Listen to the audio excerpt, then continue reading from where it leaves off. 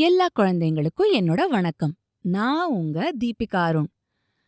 குழந்தைங்களா, போன கதையில சில வார்த்தைகள் இருந்தது. அந்த வார்த்தைக்கான அர்த்தம்லாம் உங்களுக்கு புரிஞ்சுதா? புரியலையா? எந்த வார்த்தை சொல்றீங்க? நல்லா மெழுகிட்டு வீட்டுக்கு போ அப்படின்னு பார்வதி அம்மா உத்தரவு போட்டாங்களே, இதோ மெழுகுறேம்மான்னு மீனாட்சி அம்மாவும் சொன்னாங்களே. மெழுகுறதுன்னா என்ன? உங்க அப்பா அம்மாவை கேட்டீங்களா?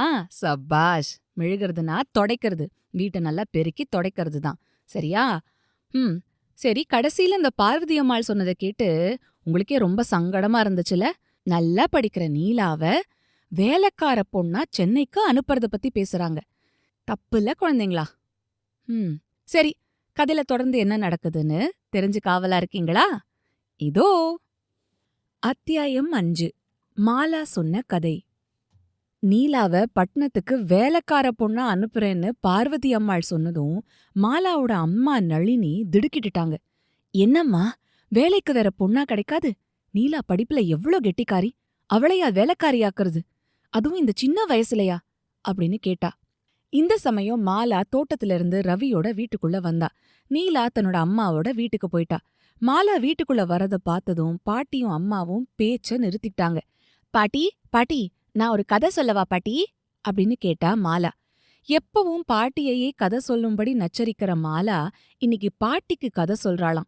பாட்டிக்கு ஆச்சரியமா இருந்தது. மாலா, நீயா கதை சொல்ற? சொல்லு சொல்லு. பாட்டி, ஒரே ஒரு ஊர்ல ஒரு பையன் இருந்தாரு. என்ன, பையன் இருந்தாரா? இருந்தான்னு தானே சொல்லணும். ஐயையோ, அவன் இவன்னு சொல்லலாமா? தப்பு தப்பு. கதை தானே, சொல்லலாம், சொல்லு. சரி, அந்த பையன் ரொம்ப கெட்டிக்காரனா. ஒவ்வொரு பாடத்திலையும் 90க்கு மேலதான் மார்க் வாங்குவானா. எஸ்எஸ்எல்சில தமிழ்நாட்டிலேயே அதிக மார்க் வாங்குனது அவன்தானா. பத்திரிக்கைகள்லாம் அவன் படத்தை போட்டு இவன் ரொம்ப ஏழை, அப்பா அம்மா இல்ல, தாய் மாமன்தான் இவனை ரொம்ப சிரமப்பட்டு படிக்க வச்சாருன்னுலாம் எழுதியிருந்துதான். அத பார்த்த ஒரு பெரியவரு உடனே அந்த பையனை வரவழைச்சு அவனுக்கு வேண்டிய உதவியெல்லாம் செய்யறதா சொன்னாராம். சொன்னபடியே செஞ்சாராம். அந்த பையன் மேல மேல நல்லா படிச்சு அவரோட உதவியால டாக்டர் ஆயிட்டானாம். இப்படி சொன்னதும் கதையை கேட்டுட்டு இருந்த பாட்டியும் அம்மாவும் சிரிச்சாங்க. என்ன பாட்டி சிரிக்கிற? டாக்டரான அப்புறமும் அவன்னு சொன்னனே, அதுக்காகவா? சரி, இனிமே அவர்னு தான் சொல்லுவேன். அந்த டாக்டர் 35வது வயசுக்குள்ள மூளவியாதி, நரம்பு வியாதியெல்லாம் குணப்படுத்துறதுல ரொம்ப கெட்டிக்காரர்னு பேர் எடுத்துட்டாராம். பத்மபூஷன் விருது கூட வாங்கிட்டாராம். அது சரி, உன் கதையில வரவர் யாருன்னு சொல்லிட்டுமா மாலா? ம், சொல்லு பாட்டி, சொல்லு பாக்கலாம். அவர்தான் என் அருமை பேத்தி மாலாவோட அப்பாவாம். டாக்டர் சூரியசேகர் தான் அவரு பேராம் அப்படின்னு சொல்லிட்டு பாட்டி சிரிச்சா. மாலாவும் அவ அம்மாவும் கூட சிரிச்சாங்க. கண்டுபிடிச்சிட்டிய பாட்டி, என் அப்பாவுக்கு உதவி செஞ்சு படிக்க வச்சாரே, அவரோட பேரு தெரியுமா? ஏன் தெரியாது? உன் அப்பாதான் உங்க வீட்டு முகப்புலையும் பூஜை அறையிலையும் அவரோட பெரிய படத்தை மாட்டி வச்சிருக்காரே. கதிரேசர் இல்லம், கதிரேசர் மருத்துவமனை, கதிரேசர் மருந்து கடைன்னெல்லாம் எடுத்ததுக்கெல்லாம் உன் அப்பா அவர் பேரை தானே வச்சிருக்காரு.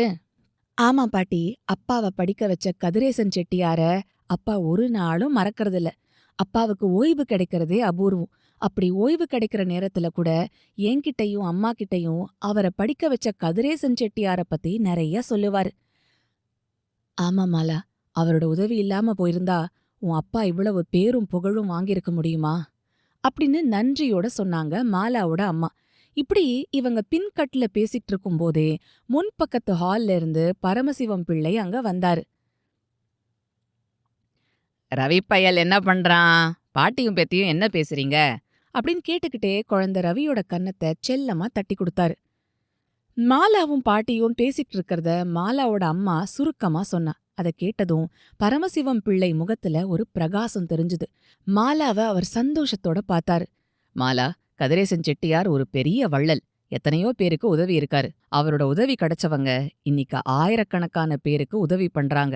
கதிரேசன் செட்டியார பாக்கறதுக்கு முன்னாடி நான் கூட ஒரு கஞ்சனாத்தான் இருந்தேன். அவரை பார்த்தப்புறம்தான், அவரு வாரி வாரி வழங்கறத கேட்டப்புறம்தான் எனக்கும் மத்தவங்களுக்கு உதவி பண்ணணுங்கிற எண்ணமே வந்தது அப்படின்னு பரமசிவம் பிள்ளை சொல்லிக்கிட்டு இருக்கும்போதே, அது சரி, கதிரேசன் செட்டியார் பெரிய லட்சாதிபதி, அவரு தர்மம் பண்ணலாம், நம்மளால முடியுமா அப்படின்னாங்க பார்வதி அம்மாள்.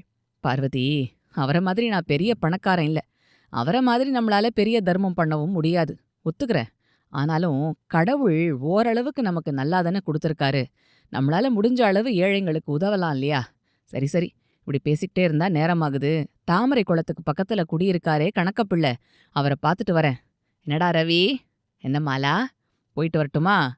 அப்படின்னு சொல்லி ரவிய செல்லமா தட்டி குடுத்துட்டு வெளிய புறப்பட்டாங்க பரமசிவம் பிள்ளை. தாமரை குளம்னு தாத்தா சொன்னதும், அடடே! அது அப்படியே அரைகுறையா விட்டுட்டேனே! அடியோட மறந்தே போனேன். அப்படின்னு மாலா தனக்குத்தானே சொல்லிக்கிட்டா. மாலா சென்னையில இருந்து வந்தால்ல, அதுக்கு அடுத்த நாள் காலையில தாத்தா மாலாவ அழைச்சுக்கிட்டு ஊருக்கு பக்கத்துல இருக்கிற நிலங்கள பார்வையிட போனாரு. போற வழியில தான் தாமரை குளம் இருக்கு. அந்த குளத்துல ஒரு பக்கத்துல அழகா பூத்திருந்த தாமரை பூக்கள பார்த்ததும் மாலா அங்கேயே நின்னுட்டா. "என்ன மாலா, தாமரை பூ வேணுமா? இதோ பறிச்சு தரேன்" அப்படின்னு பரமசிவம் பிள்ளை சொல்லிட்டு குளத்துல இறங்கினாரு. முழங்கா அளவு தண்ணில நின்னுக்கிட்டு கை கெட்டின தூரத்துல இருந்த ஒரு தாமரை பூவ பறிச்சாரு. மாலா கிட்ட குடுத்தாரு. மாலா கொஞ்ச நேரம் அந்த குளத்தையே பார்த்துட்டு இருந்தா. குளத்துல இருந்த தாமரை பூக்களையும் அங்க நீந்திட்டு இருந்த வாத்துக்களையும் கரை ஓரத்துல கல்லுல துணி துவைச்சுக்கிட்டு இருந்த 2, 3 மனுஷங்களையும் பார்த்தா. அப்புறம் குளத்தை சுத்தி இருந்த மரங்களை பார்த்தா. அப்புறம் கொஞ்சம் தூரத்துல இருந்த மலைகளை பார்த்தா. வானத்துல கூட்டமா பறந்துட்டு இருந்த பறவைகளையும் பார்த்தா. அவ எங்கெங்க பார்த்தாளோ அங்கெல்லாம் அவளோட தாத்தாவும் பார்த்தாரு. மாலா பார்த்த காட்சி அவ மனசுல நல்லா பதிஞ்சிடுத்து. அந்த காட்சிய ஒரு படமா வரையணுங்கிறது அவளோட ஆசை. அவளுக்கு சுமாரா படம் போட வரும். சென்னையில பொழுது போகாத போது படம் வரைஞ்சிட்டு இருப்பா. அன்னிக்கு காலையில பலகாரம் சாப்பிட்ட அப்புறம் தாமரை குளத்தை ஒரு அழகான படமா வரையறதுக்கு உட்கார்ந்தா. மத்தியானம் வரைக்கும் வரைஞ்சா. அவளுக்கு திருப்தியா அது அமையல. தொடர்ந்து 3, 4 நாள் காலை நேரத்துல படம் வரைஞ்சிட்டு இருந்தா. ஆனாலும் நீலா கிட்ட அத பத்தி அவ சொல்லவே இல்ல. ஊரை விட்டு போகும்போது அந்த படத்தை நீலாவுக்கு பரிசா கொடுத்து ஆச்சரியப்பட வைக்கணும்னு நினைச்சா. நீலாவுக்கு பரீட்சை முடிஞ்சதுக்கு அப்புறம் நீலாவோட நிறைய நேரம் இருந்தா. அவளோட பேசுறதுலயும் விளையாடுறதுலயும் நேரத்தை போக்கினா. மாடி அறையில இருந்த மேஜைக்குள்ள அரைகுறையா அவ வரைஞ்சு வச்சுட்டு இருந்த படத்தை அடியோட மறந்துட்டா. அதோட நினைவுதான் இப்போ வந்தது. கணக்குப்பிள்ளை வீட்டுக்கு போற தாத்தாவை வழி அனுப்பிட்டு மாடிக்கு போய் படத்தை பூர்த்தி பண்ண நினைச்சா. அப்போ மாலா அப்படின்னு குரல் கேட்டு திரும்பி பார்த்தா. முரளி வந்துட்டு இருந்தான். என்னையா கூப்பிட்ட அப்படின்னு கேட்டா மாலா. ஆமா மாலா, உன்கிட்ட ஒரு முக்கியமான விஷயம் சொல்லப் போறேன். ரொம்ப ரொம்ப முக்கியமான விஷயம். அப்படி என்ன ரொம்ப ரொம்ப முக்கியமான விஷயம்? சீக்கிரம் சொல்லு. அது ரொம்ப ரகசியமான விஷயம். ரகசியமான விஷயத்தை இங்க சொல்லலாமா? தோட்டத்துக்கு வா, அங்க சொல்றேன். முரளி, எனக்கு ரகசியனாலே பிடிக்காது. எதையும் மனசுக்குள்ள மறைச்சு வச்சுக்கிறதும் பிடிக்காது. மாலா, உனக்கு அந்த ரகசியம் தெரியணுமா வேண்டாமா? வேணும்னா தோட்டத்துக்கு வா, இல்லனா பேசாம போ. மாலாவுக்கு அரைகுறையா இருக்கிற சித்திரத்தை முடிக்கணுங்கிற ஆவல் இருந்தது. அதே சமயம் முரளி ஏதோ ரகசியங்கிறானே, அது என்னன்னு தெரிஞ்சுக்கணுங்கிற ஆசையும் இருந்தது. கொஞ்ச நேரம் ஏதோ யோசனை பண்ணான். அப்புறம், முரளி வா, தோட்டத்துக்கு போலாம்.